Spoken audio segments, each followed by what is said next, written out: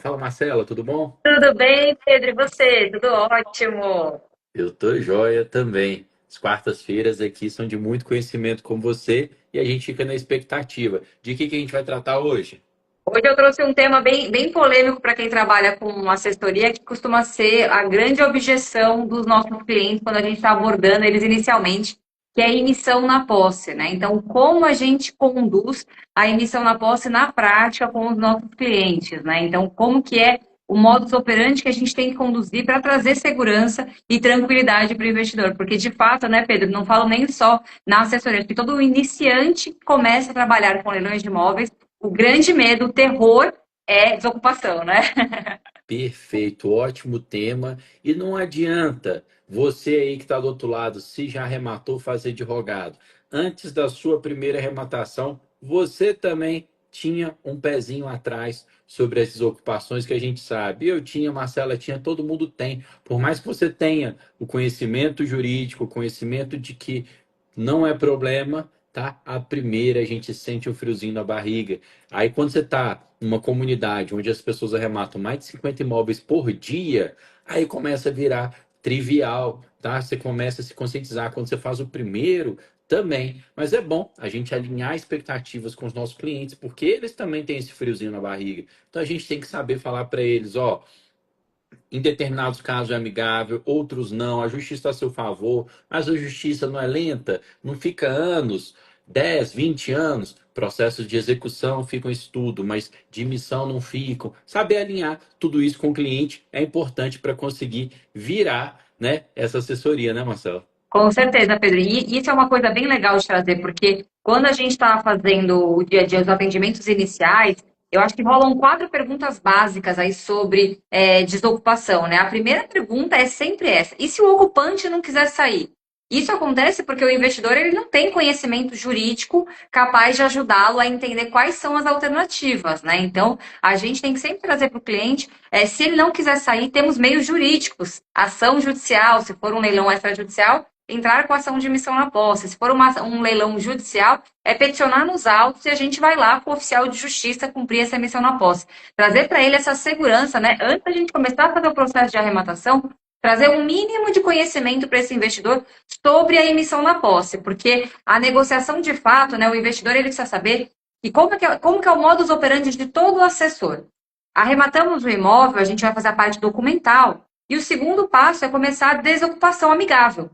Então, trazer para o investidor que se o investidor perceber durante a negociação, se nós, assessores, percebemos que durante a negociação com aquele ocupante não vai sair de forma amigável, a gente não vai conseguir uma negociação amigável, a gente tem o plano B traçado. Isso é importante o investidor ter essa ciência, o assessor trazer essa clareza antes dele fazer a sua primeira arrematação. Porque aí ele já fica um pouco mais tranquilo, porque quando a gente estiver executando de fato a emissão na posse, eu vou trazer várias situações que podem acontecer, que a gente vai ter que falar aqui um por um, que a gente vai ter que conduzir com o investidor. Então, um mínimo de alinhamento. Então, o primeiro ponto importante, um alinhamento com o investidor sobre o que é emissão na posse e como isso ocorre é super importante antes da gente arrematar, tá? Isso não é para acontecer depois. O alinhamento é sempre feito antes com o investidor para a gente estar na mesma página, né? De conhecimento. E a gente tem outras coisas também que eles têm crenças também com relação a quantos anos vai demorar. Tudo isso a gente tem que mostrar para ele que isso, assim, o caso extremo que você ouviu o seu vizinho, a mídia falando que o cara demorou 10 anos numa emissão na posse,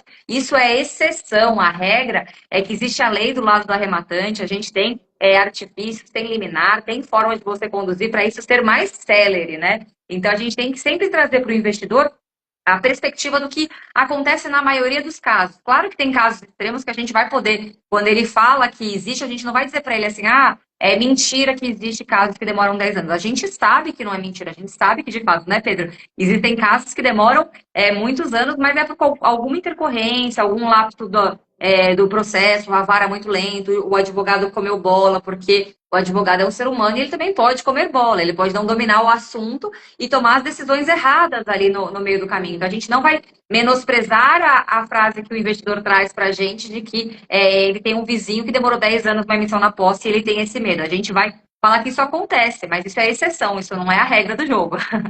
Te falar que 10 anos de emissão na posse, eu confesso que eu nunca vi, Marcelo. Eu já vi no processo de reconhecimento de dívida, de execução, emissão na posse, eu nunca vi. Já vi aqui a minha esposa Lorena traz aqui casos de 1 ano, 2 anos. Acho que eu já escutei um caso de 3, 10 anos, eu nunca ouvi. Mas é isso, tem que ser alinhamento de expectativas, mostrar que você, assessor, sabe o que está fazendo e mostrar para ele, ó, tá aqui, o conhecimento tá comigo, aqui pode deixar que eu vou te auxiliar, seja eu diretamente, seja um escritório de advocacia especializado, nós vamos resolver isso. A encrenca está na minha mão, pode deixar. Se você tem medo, não tem, que eu tenho conhecimento aqui de fazer resolver isso. Isso não pode ser uma objeção sua, tá, cliente da assessoria. A Marcela vai passar para vocês aqui, então, como que ela trata, né? Desde a conversa com o cliente, como que ela ensina para o cliente ali, porque é bom, né? Às vezes é ruim quando a gente vai no médico, o médico toma aqui a receita do remédio, mas ele não te explica, olha, o que você está sentindo, o diagnóstico é isso, está acontecendo por conta daquilo. E aí você sai de lá sem muita confiança. Não, é importante da gente, além de dar o remédio, da gente fazer o diagnóstico, mostrar para ele, por A mais B, por que que a ocupação de um imóvel não é um problema. É isso que a Marcela vai fazer com vocês aqui. Primeiro, antes disso, cliquem na setinha, gente, ó, façam um favor, cliquem na setinha aqui em cima e sigam Marcela Carilo com 2L, leilão. Marcela Carilo, leilão. Para alguns não aparece, então fica aí. A dica, @Marcela Carilo, leilão com 2Ls, tá? O Carilo. E se você é seguidor da Marcela, siga Smart Leilões, tudo junto. Outro recado é, galera, segunda, terça e quarta da semana que vem, tá? Gravem esses dias, 7 horas da noite, vocês vão ter à disposição o evento A Fábrica de Milionários. É um evento gratuito, onde nós vamos, em 3 dias, passar para vocês todo o passo a passo que vocês precisam para se tornarem investidor de imóvel leilão. Então, dessas 113 pessoas que estão nessa live, se você ainda não é um investidor de imóvel de leilão, não perde essa chance. Se você já é investidor de imóvel leilão e ainda não é o Smartano, não faz parte do ecossistema Smart, também não perde a chance de acompanhar o evento, porque você vai ver tudo que você precisa para ser um investidor, você vai ver quais são os diferenciais do ecossistema e no final do evento, para aqueles que fizer sentido, a gente abre as vagas da turma 35 da Smart. Então, só quem tiver dentro do grupo do WhatsApp do evento que vai receber todas as informações, tanto do evento quanto da turma 35. Só digitar aqui, evento, que vai chegar em inbox depois da live. Vocês vão lá e entram no grupo. Marcela, vamos lá. Faz o passo a passo para a gente aí como é que você explica isso para o cliente sobre ocupação não ser problema. Isso. Então, a gente na reunião inicial, a gente faz esse alinhamento básico para tirar todos esses receios e dúvidas do investidor, porque de fato, isso que a gente falou das exceções de 2, 3 anos uma emissão na posse, quando atravanca por algum motivo. Eu vi uma vez só uma emissão na posse demorar bastante por conta de uma uso capião, né? Então, teve uma uso capião que suspendeu a ação de emissão na posse, enquanto não julgou a uso capião, que levou 7 anos a uso capião para concluir, aí ficou presa a emissão na posse.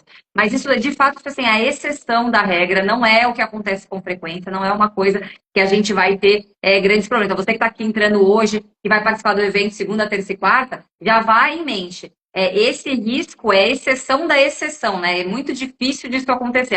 Aquele bilhete premiado que é negativo é esse daí que pode acontecer, mas isso é a exceção da regra, isso não vai acontecer, porque usando a estratégia certa, com o conhecimento e você estando no ecossistema, maior ecossistema de leilões do Brasil, dificilmente isso vai acontecer com você, porque você vai saber desenhar as estratégias corretas, porque é isso que muda o jogo. E é isso que a gente precisa mostrar para o investidor nessa reunião inicial, para ele se sentir seguro aonde é a principal dor dele ali, que é o medo da desocupação. Eles têm crença de, o imóvel vai estar destruído. Tudo isso aí é crença por falta de conhecimento. O papel do assessor, reunião inicial, é trazer esse alinhamento com o investidor, para a gente quebrar essa objeção dele e trazer segurança para ele. Esse é o papel do assessor, Pedro, trazer segurança para o investidor. Por isso que a gente está sendo contratado, para trazer a segurança para o investidor. E aí, quando a gente faz a arrematação ou pós-arrematação, assim que a gente acaba de arrematar e começa a fazer a preparação da documentação, o que eu faço com esse investidor? Eu chamo ele e falo, olha, agora que a gente arrematou, eu fui verificar quem é esse ocupante, então a gente vai fazer uma investigação, quem é esse ocupante, quem está ocupando lá. Às vezes a gente consegue fazer até essa informação antes de arrematar, mas às vezes a gente não conseguiu a informação, a gente manda alguém ir lá, a gente tenta fazer alguma coisa para a gente tentar fazer a negociação amigável com esse ocupante. E o que a gente traz para o investidor? A gente traz para o investidor o passo a passo do que vai acontecer. Então, eu sempre explico para ele, olha, o nosso primeiro passo é tentar a negociação amigável. Caso a gente não consiga a negociação amigável, ou a gente perceba que vai sair, mas ela está muito enrolada, está muito morosa a negociação, ele sempre fala que vai falar com a esposa, vai falar com o advogado. Para a gente não ficar preso nisso, vamos distribuir a ação de missão na posse para já acelerar, caso a gente precise desse atributo, dessa ferramenta, para utilizar como arma para negociar com ele a desocupação. Olha, saiu a liminar. Agora o cerco fechou para você. Então, esse é o plano B. E o plano C vai ser, caso a negociação a gente já perceba que não vai andar de jeito algum, passou 3, 4 dias, uma semana, a gente já volta e fala, vamos, te avisa, te comunica, vamos parar as negociações, vamos entrar com a ação e somente voltamos a falar com ele ou com o advogado quando tivermos com a liminar em mãos ou após o oficial de justiça intimar. Sempre depende do perfil do ocupante.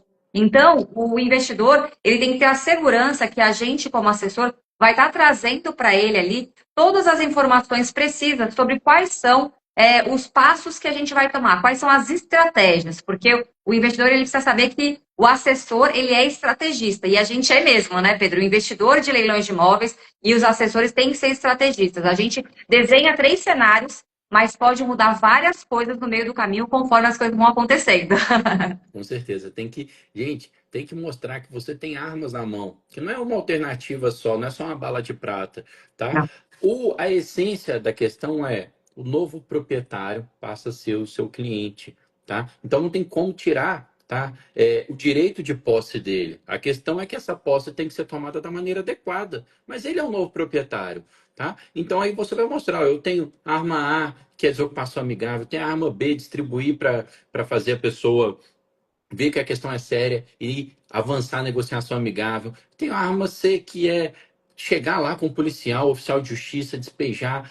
Tem várias alternativas. A alternativa A vai te tirar o imóvel, vai te entregar a posse do imóvel em 30 dias. A alternativa B vai te entregar aí de 60 a 3 meses. A alternativa C, em média, 5 meses. E aí você vai mostrando para ele. No final das contas, você está mostrando segurança e você está dando, no combo de estimativa do retorno, do investimento dele, os prazos que em geral vai Exato. acontecer. A gente vai ali, vai falar com ele, ó, de 12 a 18 meses você vai revender o imóvel, a depender do tipo de leilão, do perfil do imóvel e tal. E nisso aí você vai gastar tanto tempo com desocupação, com registro, com eventual reforma. Isso você já dá todo o panorama para o cliente, né, Marcela? Não só da desocupação, mas também Dos do prazos. desembaraço burocrático e da revenda, né? Exatamente. E isso é muito legal que você trouxe, né, Pedro? Porque o cliente quer saber exatamente isso, os prazos, quanto tempo cada estratégia nossa vai demorar e, principalmente, quanto que vai custar cada uma das estratégias. Então, quando eu vou apresentar esses cenários para o investidor, eu sempre falo para ele, o meu objetivo é que você gaste o mínimo possível. Por isso que a desocupação amigável vai ser o melhor caminho para a gente poder tratar, inclusive para a gente conservar ali, porque às vezes tem coisas boas dentro do imóvel, né? Tem um ar-condicionado, tem armários bons, que a gente pode negociar e incentivar o ocupante a sair. Então, a gente traz para o investidor, inclusive, então a gente traça a estratégia, a gente traça os prazos estimados, óbvio que deixar claro para o investidor, essa é a previsão, pode ser menos, pode ser mais, mas a nossa previsão é essa aqui, disso acontecer. E o custo disso. Então, são 3 coisas que quando a gente vai montar a estratégia para o cliente, a gente apresenta para ele para trazer segurança. E a gente sempre começa pela que é a mais interessante para todas as partes, não só para o investidor, né, como proprietário do imóvel, como para nós, assessores, e principalmente para o ocupante, que é a negociação amigável. Se a gente consegue criar um elo de confiança com o ocupante na hora da negociação, a gente tem a oportunidade de conciliar interesses. E quando todo mundo está de acordo com a conciliação de interesses, o resultado ele acaba acontecendo e é muito útil, né, Pedro? Porque você consegue ter o ocupante feliz, ele acaba agradecendo para você a sua empatia, porque de fato é uma situação difícil para a pessoa ser retirada do imóvel que ela ficou ali há alguns anos residindo, colocou dinheiro, fez reforma, então você compra ali os móveis dela, possibilita com que o caminhão de mudança seja arcado por você e você ajuda a pessoa a mudar. Tudo isso é muito interessante para todas as partes. Então, a gente consegue, ainda mais a gente assessor, né? A gente, quanto a gente conseguir mais rápido cumprir o nosso papel para que a gente foi contratada, mais rápido a gente concretiza os nossos recebimentos, nossas receitas ali da arrematação. Então, a gente sempre vai trazer para o investidor que o nosso objetivo é sempre fazer a operação com menos custo para ele, no menor prazo possível. Então, a negociação amigável é o primeiro passo. E eu sempre trago com o investidor o passo a passo, tá, Pedro? Eu não fico assim, eu só informo o investidor uma vez por semana. Eu só informo o investidor a cada 15 dias. Tem gente que cria um processo de só informar a cada determinada situação que acontece. Eu aviso o investidor sempre. Acabei de falar gravo um áudio no WhatsApp, acabei de gravar aqui, falar com o ocupante, ele disse que vai conversar com o advogado dele, mas ele tem interesse em negociar a saída dele, ele me mandou um vídeo, tá aqui o vídeo do imóvel, aí eu trago os insights do imóvel. Então, eu cotidianamente, assim que eu tenho algum andamento, eu já entro em contato com o investidor. Quando eu sei que já está numa fase mais avançada, para uma ação judicial, a gente entrou com a emissão na posse, porque a gente não conseguiu a negociação amigável, mas a gente entrou, saiu a liminar. A gente voltou lá para tentar conversar, para forçar, ver se a pessoa sai ou não. Só que ao invés da pessoa negociar comigo, o que ela fez? O advogado agravou dessa decisão para tentar reformar. Então, o agravo é um recurso que o ocupante pode usar para tentar barrar a nossa emissão na posse. Então, aí o cara entrou com um recurso. Então, eu vou avisar o investidor, olha, ele entrou com recurso, já estou contraminutando aqui, apresentando nossa defesa, para a gente agilizar aqui o andamento do processo, para o desembargador já ajudar esse agravo. Só que agora pode acontecer o seguinte, vai entrar em pauta para julgamento e vai demorar 1 mês, 2 meses, vai depender da agenda do desembargador ali para julgar, da Câmara para julgar. Então, eu já trago esse insight para o investidor que agora vai dar uma travada e eu vou tentar fazer o possível para agilizar a inclusão da pauta. E, de fato, eu faço isso, tá? Eu ligo no gabinete, pergunto quando que é a próxima pauta, se dá para colocar o meu na próxima pauta. Eu infernizo, eu acho que eu sou o terror dos tribunais, porque eu infernizo eles para incluir o quanto antes na pauta o nosso julgamento. Às vezes a gente consegue, às vezes não. Às vezes a gente não consegue porque tem a ordem lá cronológica, a fila que tem que entrar os processos, mas tem câmaras que são muito rápidas, que eles acabam incluindo em coisa de 1 mês para frente já julgam o nosso agravo e a gente consegue fazer. E aí, nessa situação, eu não fico toda semana avisando o investidor. Eu já avisei que vai demorar um pouco, então sempre que eu entro em contato com o tribunal e eu tiver alguma informação relevante, aí eu trago para ele a informação. Senão, eu deixo só na nossa ferramenta de gestão os contatos que eu tive no fórum para a gente saber quando que eu já falei, porque tem toda uma gestão de organização. O assessor é importante, viu, Pedro? Organização é tudo na vida do assessor. A gente tem que lembrar que é dinheiro de terceiros e a gente precisa se organizar para, inclusive, a gente contar com muitos casos. Quando você tem um só, é fácil você lembrar. Mas quando você tem 5, 6, já é difícil você lembrar o que você fez com cada um. Você já informou o investidor, você não informou. Principalmente quando você trabalha em equipe, né? Tem outras pessoas que também dão feedbacks para o investidor. Então, a gente tem que trazer esse feedback com frequência para o investidor, independente de um prazo específico. Eu nunca falo, toda sexta-feira eu vou comunicar. Eu sempre aviso diariamente o que está acontecendo, em cada momento, para o investidor se sentir seguro e tranquilo, né, Pedro? Marcela, e vem cá, vamos lá. Você tem duas modalidades, você fala muito de assessoria. A caixa forte, em que o assessorado ele entra com todo o dinheiro, mas que o assessor ele fica com o cliente até o final, até a revenda do imóvel. Então, óbvio que nessa modalidade aí, tempo também é dinheiro para o assessor. Quanto mais lucrar, né, maior vai ser o lucro do assessor. Então, se o assessor economizar na emissão na posse, né, a economia estará indo para ele. Então, não tenha dúvida que aí o assessor tem interesse também de economizar.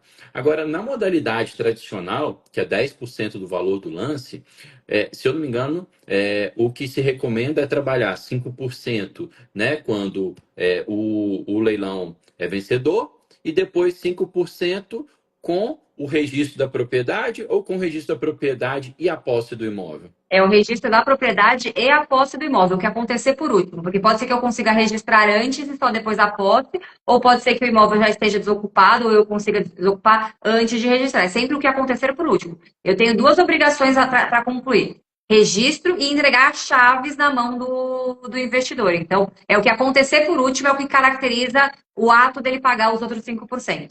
Ótimo. Então, por aí, o cliente já começa a ver que, ó, você só vai receber quando tomar posse. Se for receber só quando tomar posse, então o assessor está comprometido, está com a celeridade da desocupação. Então o assessor está comprometido com a desocupação amigável, porque a desocupação amigável, né, invariavelmente vai ser mais rápida do que um processo judicial, gente. Por mais que a justiça está a seu favor, por mais que a lei de alienação fiduciária coloca lá que o juiz tem que decidir liminarmente a desocupação em até 60 dias, isso é uma ordem do juiz, né? A decisão do juiz liminar tem que ser para desocupação em 60 dias. Mas a gente sabe que o judiciário ele tem as burocracias dele. Então, que até dar cumprimento demora. Uma desocupação amigável é muito mais rápido. Então, aí dá para mostrar para o cliente a boa-fé nesse sentido, que você só recebe depois que a posse estiver efetivada, né?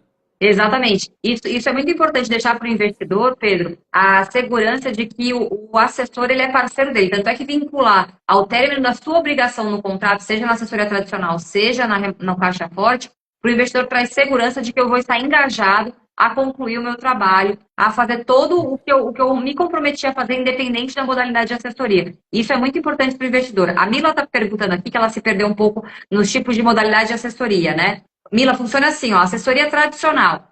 O assessor, qual que é o escopo do assessor? Identificar a oportunidade, análise jurídica, financeira e ajudar, arrematando o imóvel, ajuda no pós-arrematação, que inclui registro na matrícula do imóvel, limpar a matrícula do imóvel, tem penhora, tem disponibilidade, o que tiver lá na matrícula do imóvel, o assessor vai deixar a matrícula bonitinha para que o investidor possa vender esse imóvel sem nenhum percalço e também entregar as chaves, né, a posse, para o investidor poder fazer o que ele quiser ali, se ele vai reformar, se ele vai vender, se ele vai alugar, se ele vai morar. Esse é o trabalho do assessor. E o assessor, para essa modalidade de assessoria tradicional, ele cobra 10% sobre o valor da arrematação. Então, se o imóvel foi arrematado por R$ 200.000, o valor da assessoria desse assessor vai ser R$ 20.000. 10% de 200 mil, R$ 20.000.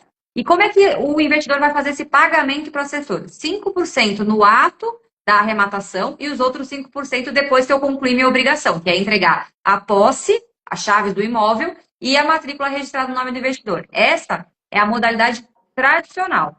E a gente tem uma outra modalidade de assessoria, Mila, que é o caixa forte. Que aí a gente vai com o investidor, a gente faz todo esse passo a passo, mas inclui também no nosso trabalho a reforma do imóvel e a venda desse imóvel. E somente no final da operação, quando o imóvel é vendido, o investidor vai dividir o lucro líquido dele. O que é o lucro líquido? Tudo que caiu na conta dele, tirando o GCAP, o ganho de capital dele. Aí o que sobrou de lucro líquido, vamos supor que sobrou R$ 100.000, ele vai dividir com o assessor 50% para o assessor, 50% para ele. Essa é a modalidade de assessoria caixa forte, tá? Então, o lucro líquido fica 50% para cada um na modalidade caixa forte. Acho que agora eu devo ter explicado para ela entender aqui.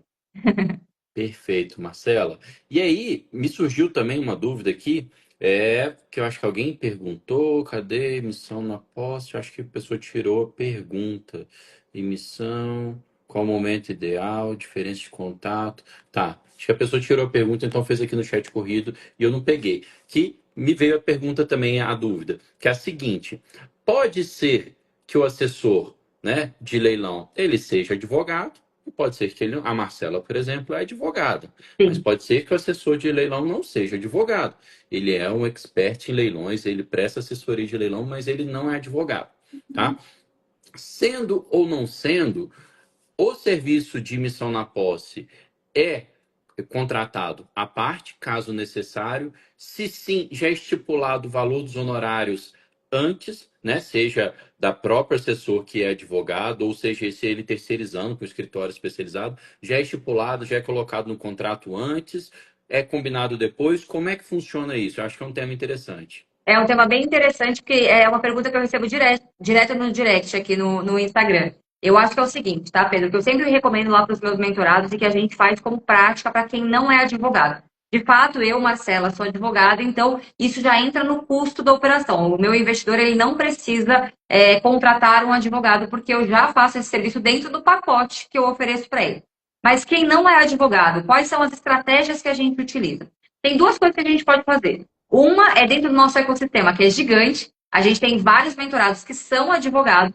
Então, os assessores que não são advogados podem fazer parcerias com esses investidores. Inclusive, ontem eu fiz uma live que bombou com a Rosana, que é advogada também, E ela montou um time lá com outras meninas que não são advogadas e elas complementam competências. Isso é muito legal, porque a gente estava até discutindo ontem na live, Pedro, da importância da gente não estar sozinho. E quando a gente não está sozinho, a gente consegue, inclusive, escalar o nosso negócio de assessoria. É possível fazer assessoria sozinho? É perfeitamente possível. Mas se você quiser construir um negócio escalável, você tem que se juntar dos bons. E os bons são quem? As pessoas que sabem tocar a operação toda, mas que ela tem habilidades específicas que são complementares à minha. Então, tem pessoas que são muito boas avaliadoras de imóveis e dominam o mercado brasileiro. Eu também sei fazer isso.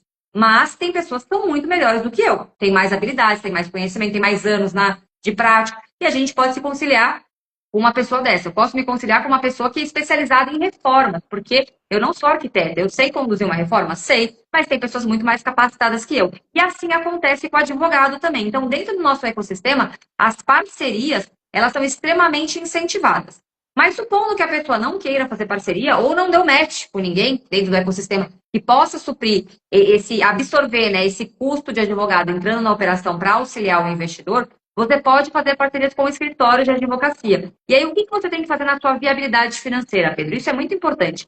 Colocar esses custos, não só do valor dos honorários do advogado, que aí você pode conversar com esse advogado e já tabelar com ele, olha, eu tenho vários clientes, eu vou precisar com frequência que você me ajude em ações de missão na posse ou entrar num leilão judicial como advogado ali me representando. Então, eu vou te dar as orientações de qual imóvel meu cliente arrematou, qual processo judicial ele arrematou, e eu não tenho a autorização da OAB, que não tenho a capacidade postulatória, esse nome feio aí, que tem que ser só advogado que pode entrar no processo.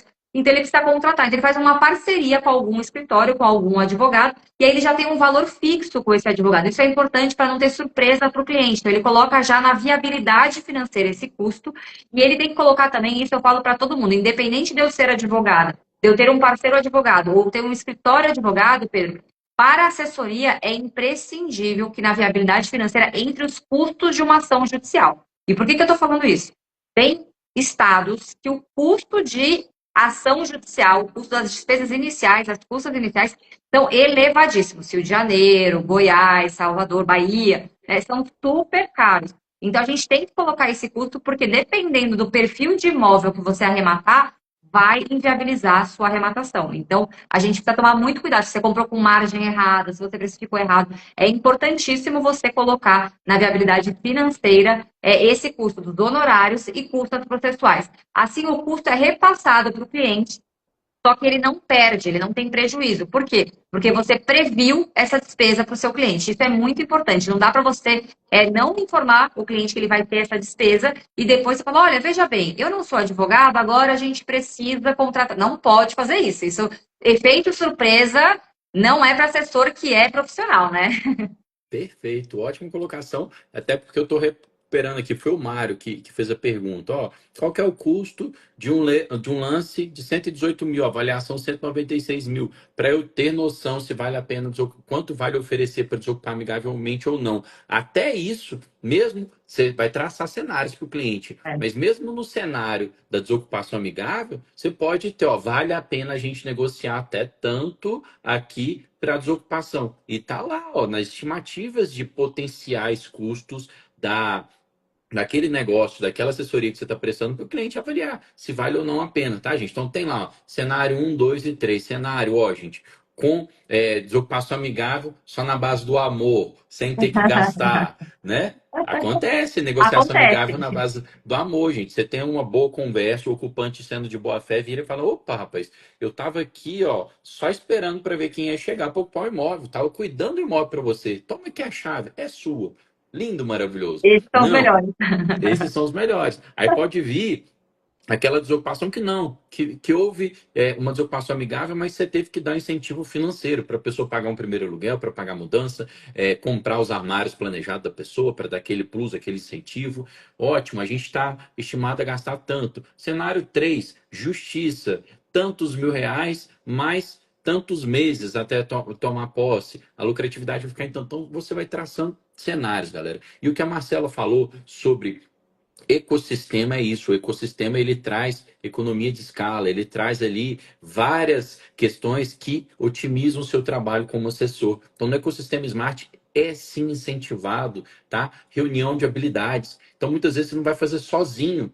Por quê? Porque você vai reunir pessoas boas em comercial, com pessoas, às vezes, boas na área jurídica, com pessoa boa na área de reforma, arquitetura, engenharia, e vai fazer um time vencedor. Ah, não, eu quero trabalhar sozinho. Ok, só que tendo trabalhar sozinho, saiba que mesmo assim você vai ter que delegar, tá? Você vai ter que ter bons advogados para contratar, para ser parceiros, bons corretores para ser parceiros, bons empreiteiros, bom pedreiro, etc, etc. Então, gente, você já vai fazendo, estabelecendo parcerias para você conseguir estimar o custo aí, não só do advogado, né, Marcelo, mas o custo aí de todos os players que vão estar envolvidos ali na intermediação, na assessoria, até o imóvel estar na mão do seu cliente, né? Exatamente isso. E o pessoal está perguntando aqui o custo das despesas, né? No CNJ tem uma tabelinha lá que eles disponibilizam, falando mais ou menos, para você ter uma estimativa de preço. Eu vou mostrar para vocês aqui, ó. As custas processuais aqui é dividido por valor do imóvel, ó. Aqui é o valor da causa, tá vendo? Ó? Centro-Oeste, por exemplo, imóvel de 20 mil reais, aqui, ó, 400 mil, 400 reais, as custas no Centro-Oeste, Distrito Federal, Goiás. Para Goiás, um imóvel de 20 mil reais, as custas, 1.300 reais. Olha que absurdo, Pedro. O valor da ação, 20 mil reais, é 1.300 reais, é super caro. Bota Perguntaram do Rio de Bahia Janeiro. aí. Bahia é uma facada e depois vai lá e torce. Bahia aqui, ó. Vamos ver aqui, ó. Bahia aqui, ó. Também 20 mil, imóvel de 20 mil reais, o valor das custas, ó, 1.700 reais, quase 1.800 reais. Isso que essa tabela não é atualizada de 2025, tá? Ela é de 2024. Aí tem aqui, ó, Rio de Janeiro, que o pessoal perguntou aqui, ó. Rio de Janeiro também, ó. Imóvel de 20 mil reais, as custas é 1.027. E em São Paulo, 200 reais. Então, olha a diferença de custos para você distribuir uma ação de emissão na posse. Isso aqui é uma tabelinha bem legal. Se vocês digitarem no Google CNJ, custas processuais, vocês vão achar um documento em PDF que eles olham os valores das custas processuais. Você consegue usar como referência. Então, eles colocam ali 20 mil, 50 mil, 100 mil, 500 mil e 1 milhão. Você consegue ter mais ou menos uma margem dentro dos seus imóveis, o valor que você vai fazer, para você poder precificar isso daí na sua viabilidade financeira para o cliente. Então, assim, não é, isso aqui é uma tabelinha como referência, né, Pedro? Porque, de fato, quando você for distribuir a ação, você vai colocar lá os valores. Então, você consegue estimar isso aqui para o seu cliente na sua viabilidade financeira. Então, é bem interessante você ter noção de que isso vai mexer, sim, na viabilidade. Isso que o Pedro falou, né, da importância da gente estar num ecossistema, de estar com pessoas que ajudam a gente, é porque quando a gente tiver dificuldade de entender esses números, sempre vai ter alguém que vai salvar a gente, vai falar, tá aqui, Marcela, aqui o resultado, aqui, ó. Eu tive, sim, um caso lá em Salvador que eu consegui distribuir ação assim, assim, assado, e eu paguei menos custos por conta desse entendimento jurisprudencial de lá. Então, é muito legal de você estar num ecossistema. Essa é a importância. Participar do evento, que vai acontecer de segunda, terça e quarta, vai trazer isso para você, a possibilidade de vocês estarem dentro de um ecossistema que vai te possibilitar poupar esse caminho. Porque é óbvio que quando a gente estuda, quando a gente faz, a gente vai achar as respostas. Mas aqui a gente acha as respostas mais fáceis, né, de forma mais rápida e muito mais eficiente, porque a troca de experiência de um com o outro, por exemplo, isso daqui eu compartilhei com meus mentorados, a gente teve aula de missão na posse, bem aprofundada, a gente discutiu sobre estratégias, como conduzir missão na posse com os clientes, principalmente quando dá rolo, né, Pedro? Porque quando o imóvel você desocupa no amor, que você não gastou nada, não tem problema nenhum. A grande dificuldade do assessor é quando dá rolo, quando entra um agravo, quando o ocupante é muito combativo. Eu tive um caso que eu discuti com os meus alunos, que eu trouxe o caso na prática, né? Ficamos 1 ano e 2 meses brigando com o ocupante até sangrar para a gente conseguir fazer a desocupação. Por quê? Ele conseguiu julgar, conexão passou a anulatória dele, ele conseguiu suspender o mandado de emissão na posse, tive que aguardar a ação anulatória ser julgada, foi julgada, aí retomou o curso da emissão na posse, ele entrou com outro agravo, ele entrou com 5, 6 agravos durante 1 ano e meio, e a gente também entrou com vários agravos. Então, assim, tem casos que são super complexos. E como é que você conduz isso com o cliente? Aí que é difícil, né? Então, isso que a gente desenhou as estratégias, porque eu mudei de estratégia nesse processo, Pedro, umas 6 vezes. Então, a gente foi mudando as estratégias. Primeiro, a gente tentou defender a não conexão. Quando eu vi que o tribunal ia dar a conexão, eu desisti do meu agravo e corri no processo para falar, conecta logo os 2 processos. Então, a gente vai lá e usa estratégia. Então, isso é importante a gente saber. E quando a gente está falando de assessoria, não existe muita gente quer entrar no mercado de leilões e quer uma regra de receita de bolo. E é importante vocês saberem isso não existe receita de bolo. Existem estratégias que a gente vai utilizar, ferramentas que a gente tem e que a gente vai aperfeiçoando conforme vai acontecendo a situação. Porque o melhor cenário é esse que o Pedro falou, né? Desocupação no amor, que você não paga nada e o cara te entrega a chave e está tudo certo. Mas pode acontecer de você entrar com a ação de emissão na posse e ter algum percalço. Como é que a gente faz isso? Isso não vai gerar prejuízo para você? Nunca. Se você comprar o imóvel com margem e esse imóvel tenha liquidez. Então, é comprar um imóvel bem, um imóvel que vende bem, isso não vai te trazer problema nenhum no fluxo da operação esse 1 ano e meio, aí 1 ano e 2 meses. No pior cenário, que é o que o Pedro falou, né, de casos que dão rolo, como esse caso que eu trouxe para vocês, isso não atrapalha na viabilidade. Então, como que a gente fica como assessor? Tranquilo, apesar de ter demorado 1 ano e 2 meses, ainda tem muita margem no imóvel, tem muito lucro na operação, que não vai causar um estresse, uma discussão com o investidor, porque a grande dor do assessor é lidar com a situação problema e a gente tem que ficar tentando justificar algo, e na verdade não é justificar, é trazer para ele que a operação está salva, a operação está segura. Mesmo esse percalço que nós tivemos não vai impactar dinheiro no seu bolso. Perfeito. E aquilo, né, gente? Como a Marcela falou, existem centenas, né, dezenas de cenários diferentes que você vai se deparar diante de cada assessoria, de cada arrematação que você fizer. E você pode ser a pessoa mais foda do mundo. Você não vai ter cada cenário desse já traçado na sua cabeça, porque você não vai ter passado por eles. Agora, dentro de um ecossistema, igual o ecossistema Smart, com mais de 9.000 arrematantes dentro dele, se você joga lá no ecossistema, gente, estou com um caso aqui mais complicado porque aconteceu isso comigo. Em geral, aparece a pessoa que fala, aconteceu isso exatamente comigo, a estratégia que eu adotei foi essa, deu certo, ou adotei essa, deu errado, acho melhor você ir naquela. Então, você está cercado de pessoas que estão passando por esses diferentes cenários, ou que já passaram, e que tem como trocar figurinha para você, tá? Você não precisa ser o herói de saber de tudo sozinho, até porque você não vai conseguir saber simples assim, tá, gente? Então, o ecossistema, ele é uma economia de etapas, ele te dá confiança, ele te traz ali conhecimento de parceiros para agregar na sua assessoria, tá bom? A própria tabela ali que a Marcela mostrou para vocês, a tabela do CNJ, ela mostrando os custos para cada faixa de valor. Aí, se você interpretar ela sozinho, talvez você vai cair nos valores absurdos. Aí, se você interpretar ela em conjunto, alguém vai virar e falar assim, opa, peraí, mas tem um entendimento aqui do Tribunal de Justiça de São Paulo que fala que dá para você pagar sobre 1/3 do valor do lance. Por quê? Porque você já tem a propriedade, você está discutindo sua aposta, então você não tem que recolher sobre o valor integral do imóvel. Então, quem estiver analisando a tabela sozinho é um jeito, quem estiver analisando a tabela com Marcela, com outros assessores, com outros 9.000 esmartanos, vai ter ali decisões mais bem tomadas, né, Marcela? Exatamente, por isso que eu acho que é muito importante a gente estar dentro de um ecossistema que possibilita a gente encurtar caminhos e economizar, né? Então, isso é muito importante a gente conseguir fazer isso. E a gente trouxe essa discussão que você trouxe aí dos debates e como colocar o valor da causa. Na minha mentoria, a gente fez uma aula de missão na posse bem aprofundada, assim, foi bem técnica mesmo, e discutindo como que a gente argumenta cada coisa e por quê. Quais são as estratégias? Tem várias estratégias, e cada tribunal de alguns estados entendem diferente, né? Tem alguns que a gente não precisa colocar o valor do imóvel, você pode colocar 12 meses de aluguel, como se fosse o valor de aluguel ali que você coloca, e você cobra um valor. Cada tribunal tem uma forma de operacionalizar e a gente vai usar todos esses recursos para quê? Para que a gente recolha dentro do que é correto, dentro do entendimento daquele tribunal, economizando para o nosso investidor. Isso é a importância de você estar dentro de um ecossistema que te possibilita encurtar caminhos e economizar para a operação. E na assessoria não é diferente, né? Está dentro do ecossistema de assessores, onde todo mundo vivencia as dificuldades, as dores e as delícias, né? De ser assessor de leilões de imóveis, porque muita gente me escuta, você pode ganhar de 10 a 100 mil reais por operação.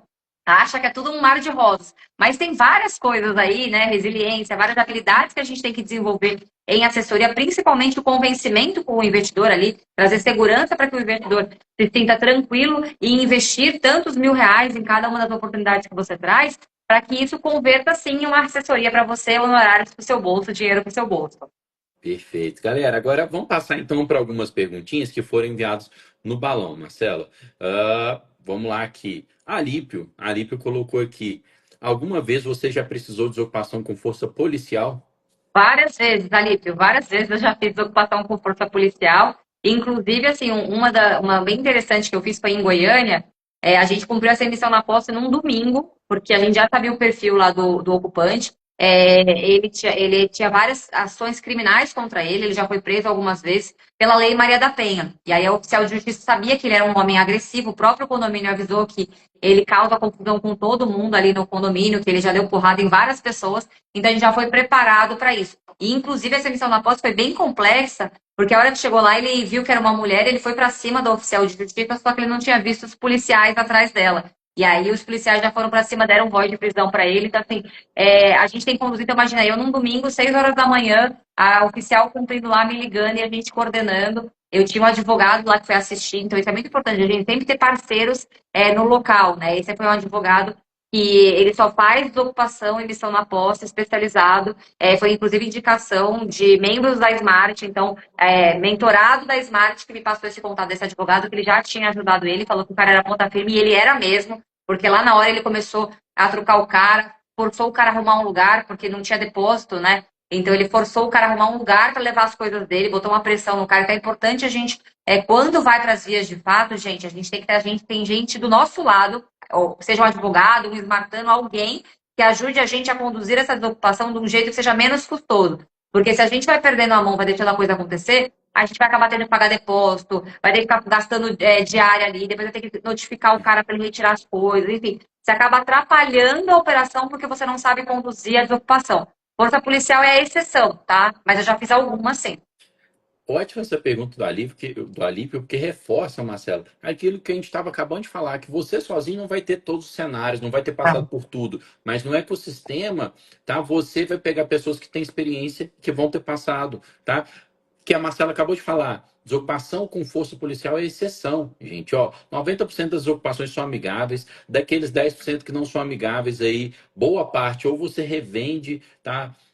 Imóvel, tá, para o próprio ocupante, ou você entra com ação de missão na posse antes de sair a ordem de desocupação forçada, o ocupante sai, e aquele pequeno caso de 2, 3% que acaba indo para o oficial chegar no dia com força policial. Ainda menos dentro desse caso que a força policial se faz necessária de voz de prisão. São raríssimos casos, raro, raro, raro, raro, mas dentro da comunidade você tem exemplos como esse, tá, gente? E outra Inclusive, a mentorada que curiosidade, te ajudou, Pedro, tá aqui, a Raquel. Ela que tá aqui, ó. Ela teve um apartamento top de Goiânia. Foi ela que ajudou a gente nessa operação aqui, a Raquel. tá vendo? Olha a Raquel. Raquel já fiz live com a Raquel e ela é, ó, fera, tá, gente? A É. comunidade tá reunida, cheio de feras, gente. Sempre de pessoas que botam a mão na massa. O Alípio mesmo, gente, pra vocês terem noção, curiosidade, o Alípio é médico.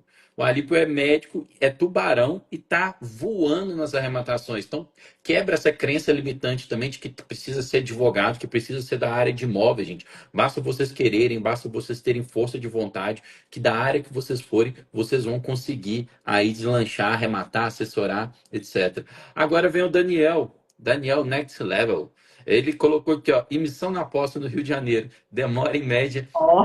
quanto tempo? Tá aí, ó, uma questão que as pessoas sempre perguntam, tá, mas prazo médio. E Rio de Janeiro, eu confesso que não é um dos melhores estados para você trabalhar com o judiciário dele, não, né, Marcelo? É muito moroso o judiciário do Rio de Janeiro, infelizmente, porque tem muitas boas oportunidades no Rio de Janeiro. E às vezes eu acabo descartando alguns imóveis para investidores por conta da morosidade do judiciário do Rio de Janeiro. Eu tive uma emissão na posse que eu considerei rápida, que aconteceu, que não foi nem na cidade do Rio, mas foi no estado do Rio, que foi em Niterói, que a gente, em 8 meses, conseguimos tirar, não teve oposição, não teve recurso, não teve morosidade do judiciário, foram em 8 meses. Então, eu não tive contratempo algum, porque o ocupante não resistiu. Tirando que o oficial de justiça teve que ir várias vezes para intimá-lo, para o decurso do prazo, né, para a intimação para ele se desocupar em 60 dias, foi a morosidade do judiciário que me levou 8 meses sem discussão. Ou seja, é um judiciário muito moroso. É horrível. Eu sempre escuto Lorena aqui em casa chorando as pitangas, galera. Inclusive, a comunidade Smart traz essa base de dados para vocês estimarem melhor. Eu vou pedir a Lorena para passar esses dados, para fazer uma live com a gente. E ela tem isso tudo parametrizado, tá? Chega lá, gente. Cada estado, como a comunidade Smart tem atuação nacional, então a gente consegue ter estatísticas para referendar qual que é o prazo médio de cada um. Outro dia ela estava falando aqui. Santa Catarina é o melhor estado liminar sai em média em 13 dias, gente, pra você ter noção. Aí para você conseguir uma liminar no Rio de Janeiro, para conseguir uma liminar até no Rio Grande do Sul, que tá lá vizinho para Santa Catarina, é um parto. É, E depois da liminar, é só um passo a liminar. Até dar o cumprimento, é igual a Marcelo falou, sem percalço nenhum, um estado ruim pode chegar a 8 meses, tá, gente? Então, vocês têm também base de dados para tomar melhores decisões dentro de uma comunidade como essa. A gente fala prazo médio nacional, reunindo estados bons, estados ruins. Prazo médio para o imóvel estar na sua mão, desocupado e emissão na posse entregue para você é de 5 meses, tá? Mas isso varia muito de estado para estado, né, Marcelo? exatamente. Eu acho que em São Paulo, eu tenho bastante cliente e arrematações minhas aqui em São Paulo, e eu consigo eliminar bem rápido, é coisa de 3, 4 dias acabar saindo liminar. Um estado que está me surpreendendo, na verdade, uma cidade que está me surpreendendo é Cuiabá. A liminar sai muito rápido e os julgamentos são muito rápidos lá em Cuiabá. Tô super surpresa assim, com o Mato Grosso, porque eu não imaginava essa celeridade. Mas em São Paulo também acaba sai a liminar muito rápido. Qual que é o problema da maioria dos fóruns? Às vezes até sai a decisão, mas é isso que o Pedro falou. Depois que sai a decisão, o cartório tem que fazer, a secretaria tem que emitir o mandado para o oficial de justiça. Depois manda para a central de mandados, aí sorteia um oficial de justiça. O oficial de justiça tem que ir lá cumprir a ordem. Assim, todo esse passo é muito trâmite para a gente coordenar e às vezes a gente consegue agilizar, mas na maioria das vezes, em estado ruim, a gente não consegue. Perfeito, gente. Então, aqui dentro da comunidade, vocês têm essa estatística. Se a pessoa, por exemplo, São Paulo, é meio Brasil, se você for falar em volume de arrematações. Se a pessoa pegar o parâmetro só de São Paulo, ela vai te dar um norte errado. São Exato. Paulo funciona bem, o judiciário de São Paulo funciona bem, o de outros estados não funciona. Então, você tendo ali milhares de arrematações sendo feitas dentro da comunidade, a gente tendo bases estatísticas de cada estado, você tem uma base parâmetro de comparação muito maior, tá, galera? Então, aí essa pergunta do Daniel foi pertinente, porque realmente Rio de Janeiro você tem um trabalhinho maior, tá? Tá aqui, ó, por exemplo, a Nadir colocando, arrematei a emissão na posse, demorou 18 dias após entrar com o processo. 18 dias, provavelmente, a liminar, né? É, Até aí, gente, ó, sai a liminar. Beleza.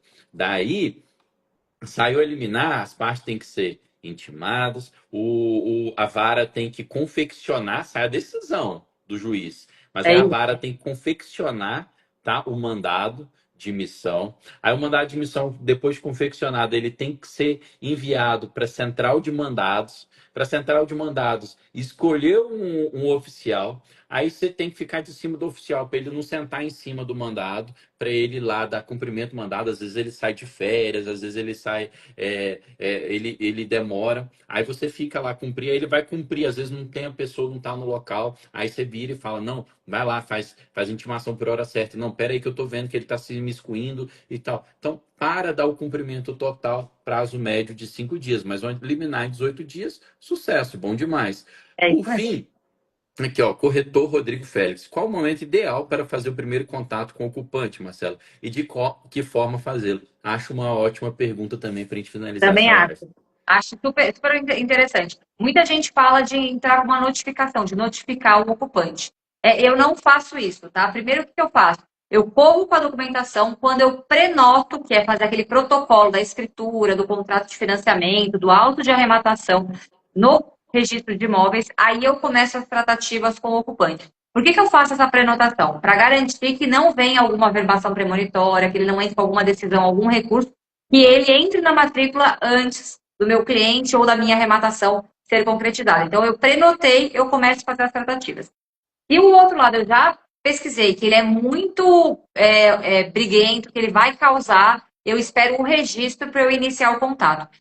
Quando eu comecei a fazer a arrematação, Pedro, eu notificava, sim, os ocupantes. E o que eu comecei a perceber? Que a notificação mais me atrapalhava do que me ajudava. Então, eu não notifico mais os clientes. Me atrapalhava, inclusive, nos processos judiciais, porque ele vinha lá e juntava no processo, aí ficava aquela discussão do que eu notifiquei, o prazo, se não foi, se não foi. Então, eu nem entro mais com a notificação, eu não mando mais notificação. Hoje, o meu contato é telefone mesmo, ou telefone, ou alguém que vai lá na porta, entrar em contato com a pessoa, passar o meu contato para eu começar a negociação. Então, o meu deadline para eu começar a conversar é a prenotação.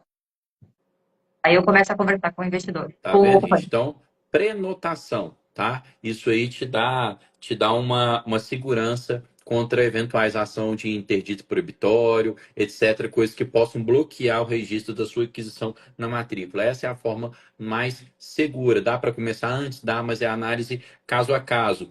E o importante também da Marcela falar de contato inicial, galera, ó, telefone. A gente também, tá? Tinha essa má prática antigamente de mandar notificação direto. E isso aí fazia a pessoa ir consultar entendidos, advogados, e ela já vinha te atender depois com quatro pedras na mão. Então, hoje a gente faz um contato inicial por telefone para pegar a pessoa desarmada, para você conseguir explicar para a pessoa, ter um tratamento legal com a pessoa, que a receptividade é muito maior. Se precisar, depois a gente manda a notificação. E uma coisa que a gente incluiu também depois de certo tempo na nossa notificação extrajudicial, vou dar essa dica para vocês aqui agora, tá? A gente falava assim, ó, tá aqui meu contato, te dou 15 dias ou um mês para desocupar, senão eu vou entrar com emissão. E a pessoa enfiava a cabeça no buraco, ficava morrendo de medo de te responder e ficava consumindo o tempo de resposta. O que a gente acrescentou na notificação de desocupação extrajudicial? A gente acrescentou, ó, você pode ter até 30 dias amigavelmente para desocupar, mas para isso você tem que me retornar no seguinte celular para manifestar interesse em conversar sobre desocupação amigável em até 48 horas. Se você não me retornar em 48 horas, eu vou entender que você não tem interesse de desocupar amigavelmente, eu não vou esperar nem esses 30 dias, não. Eu já vou começar a atuação agora. Aí você, ó, tira a pessoa da zona de conforto. Ela, opa, peraí, para eu ganhar esses 30 dias aqui, eu tenho que entrar em contato com a Marcela, eu tenho que entrar em contato com o Pedro. Daí, em geral, você recebe esse retorno em 2 horas, tá, gente? Então fica essa dica, porque a gente evoluiu para isso depois de algumas tentativas, depois de raciocinar, são mudanças pequenas que a gente vai Que acertando o faz. procedimento, né, Marcela? Exatamente. E esses ajustes de rota são super legais, né, Pedro? Porque é a experiência que faz a gente verificar e revisar os processos. Como é que a gente fazia, como é que a gente está fazendo, o que é mais efetivo. É isso que a gente tem que fazer. Não existe certo ou errado. Eu não estou falando de vocês pararem de fazer notificação. Pode fazer, não tem problema algum. Mas fazer ajustes na sua rota, na sua conversa, no seu diálogo, pode mudar o resultado das suas ocupações. Perfeito. Galera, recado dado. Digite evento para entrar no grupo da Fábrica de Milionários. Tá? Você vai ter um grupo de WhatsApp exclusivo para quem for participar da Fábrica de Milionários. Vai ser segunda, terça e quarta da semana que vem. Vai ser um evento que a gente vai destrinchar tudo que você precisa para começar a investir no leilão de imóvel. E se fizer sentido para você, depois a gente vai abrir as vagas da turma 35 da Smart Leilões. A gente abre as vagas só de vez em quando, abre e fecha rapidamente, porque são poucas vagas. Então, se não quiser perder informação sobre como é que é para entrar para a turma 35, qual que é o valor, tudo, entra lá no grupo do evento. Você vai participar do evento gratuito, vai ter muito conhecimento e ainda vai ter a oportunidade de entrar na turma 35, tá? Então, recado dado. Marcela, muito obrigado por mais essa live sensacional e até a próxima, querida. Obrigada, Pedro. Tchau, tchau, pessoal. Tchau, tchau, abraço.